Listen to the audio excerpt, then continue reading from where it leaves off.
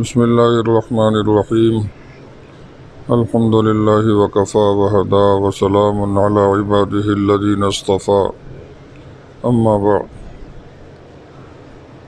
اعوذ باللہ من الشیطان الرجیم بسم اللہ الرحمن الرحیم الف لام میم ذالک الکتاب لا ریب فیہ هدى للمتقين الذين يؤمنون بالغيب ويقيمون الصلاة ومما رزقناهم ينفقون والذين يؤمنون بما أنزل إليك وما أنزل من قبلك وبالآخرة هم يوقنون أولئك على هدى من ربهم وأولئك هم المفلحون صدق الله العظيم۔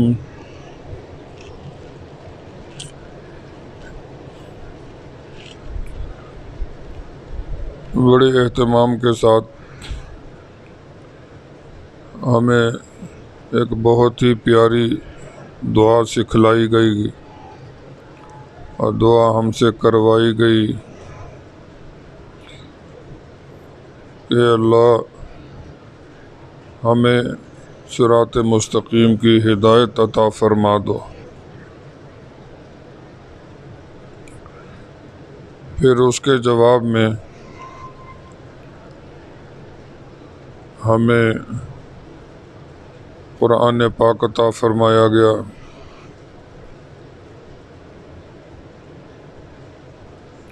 اور یہ کہا گیا کہ یہ کتاب جو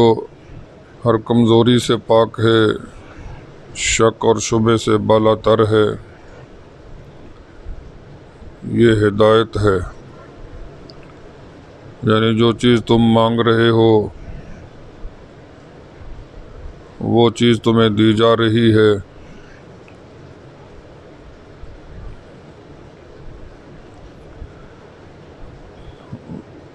یہ پورا قرآن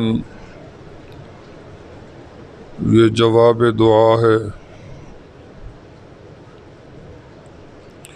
اسی طرح ہر نماز میں قیام میں پہلے سورہ فاتحہ پڑھتے ہیں، گویا ہم اپنی طرف سے دعا کر رہے ہیں، اگرچہ وہ سکھلائی ہوئی انہی کی ہے، اور اس دعا میں ہدایت مانگتے ہیں کہ اللہ ہمیں صراط مستقیم کی ہدایت عطا فرما۔ سورہ فاتحہ کے بعد پھر آگے قرآن پاک کا کوئی حصہ تلاوت کرتے ہیں، تو اس تلاوت میں گویا ہم اللہ سے ہدایت لے رہے ہیں، اللہ پاک ہدایت دے رہے ہیں۔ سورہ فاتحہ کے بعد والا حصہ قرآن اس انداز میں پڑھنا ہوتا ہے کہ اللہ کلام فرما رہے ہیں، کیونکہ یہ کلام تو انہی کا ہی ہے،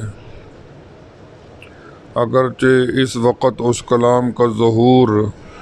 میرے منہ سے ہو رہا ہے، میری زبان سے ہو رہا ہے، لیکن کلام ان کا ہے، فرمان ان کا ہے،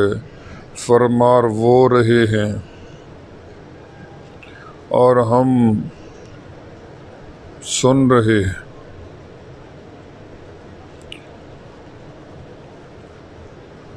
تو نماز میں بھی یہ صورت ہوتی ہے،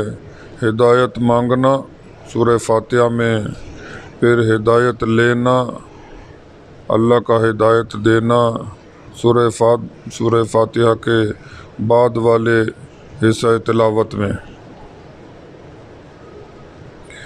ہر نماز میں اور خود قرآن پاک میں یہ جو ترتیب ہے کہ پہلے دعا کریں اور پھر قرآن پاک کی آیتیں وہ سنیں یا پڑھیں،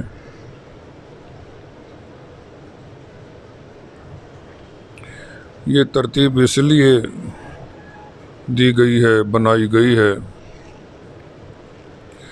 کہ قرآن پاک کی شان کی عظمت انسانوں کو یاد رہے۔ تعظیم شان کے لیے اللہ نے یہ ترتیب رکھ دی کہ پہلے منت کرو، پہلے طلب کرو، پہلے دعائیں کرو اور پھر قرآن سنو یا قرآن پڑھو۔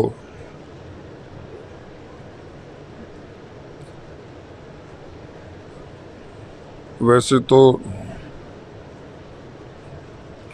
بہت سی چیزیں ایسی ہیں جو اللہ تعالیٰ نے بن مانگے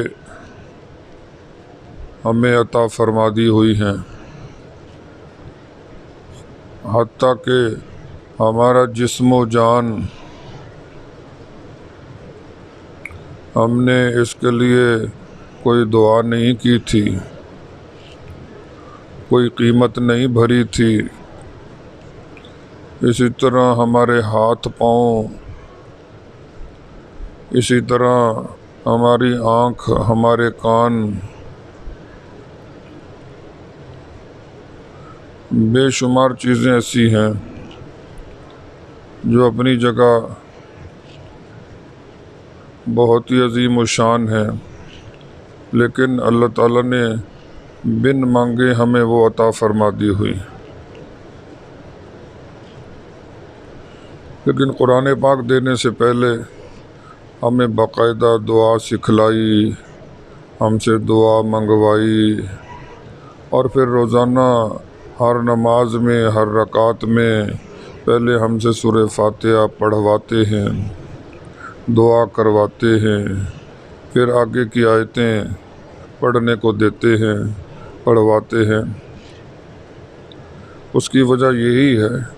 کہ جو چیز عظیم ہوتی ہے اور بہت ہی عظیم ہوتی ہے، اہم ہوتی ہے، تو اس کے لیے پہلے یوں ہاتھ جڑواتے ہیں، ہاتھ اٹھواتے ہیں، منت کرواتے ہیں، دعا کرواتے ہیں، پھر وہ عطا فرماتے ہیں، تاکہ انسانوں کو یہ بات یاد رہے کہ یہ کوئی چھوٹی سی چیز نہیں ہے،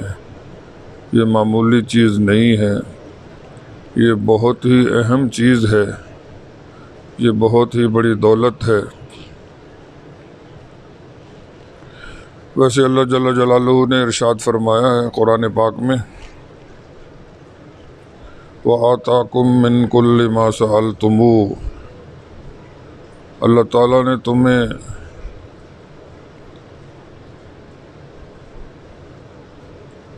ہر وہ چیز عطا فرما دی جس کا تم نے اس سے سوال کیا، یعنی جو تم نے اللہ سے مانگا اللہ نے تمہیں عطا کیا۔ اس سے مراد فطری سوال ہے کہ انسانوں نے جو زبان حال سے اللہ سے سوال کیا، اللہ نے وہ پورا کر دیا۔ انسانوں کو اگر بھوک لگتی ہے، ان کو غذا کی ضرورت تھی، تو گویا زبان حال سے انسانوں نے اللہ سے غذا کا سوال کیا، اللہ نے بہت عمدہ غذائیں پیدا فرما دی۔ وَرَزَقَكُم مِّنَ الطَّيِّبَاتِ، اسی طرح